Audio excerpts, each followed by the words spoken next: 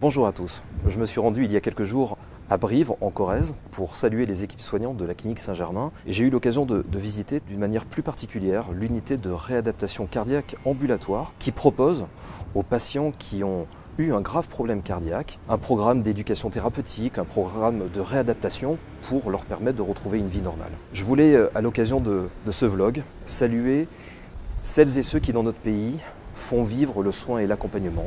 Ils font des métiers extrêmement importants et précieux et c'est l'occasion pour moi de les remercier pour leur engagement. Par ailleurs, j'ai profité de ce déplacement pour faire la connaissance de l'équipe de l'association Adom Limousin qui a développé une offre de répit pour les proches aidants dans le cadre d'une expérimentation nationale lancée en 2019. J'avais envie aujourd'hui de partager avec vous cette belle expérience qui s'inspire d'un dispositif québécois que l'on appelle le baluchonnage. Le principe du baluchonnage est de remplacer temporairement l'aidant familial qui vit avec une personne dépendante, malade ou en situation de handicap, en proposant un service à domicile 24 heures sur 24 et 7 jours sur 7 pour l'aider, permettant ainsi à l'aidant de s'absenter, de souffler, de prendre soin de lui en toute sérénité. Depuis 2019, 51 départements expérimentent dans notre pays le service de baluchonnage à domicile. À ce jour, pour les départements de la Corrèze, l'association Adom Limousin a délivré plus d'une centaine de prestations. C'est bien la preuve que ce service répond à un réel besoin. Je voulais saluer l'engagement des équipes et des auxiliaires de vie de cette association qui viennent en soutien de celles et ceux qui apportent un pan entier de notre modèle de solidarité,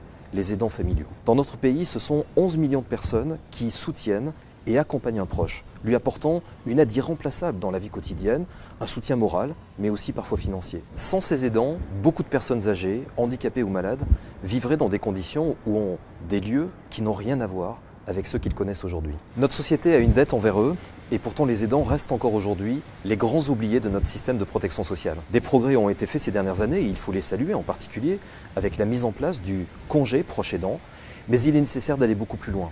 Alors que notre société vieillit, nous serons tous appelés à aider ou à être aidés demain. Il est donc de notre responsabilité sociétale de reconnaître davantage le rôle des aidants et de les accompagner.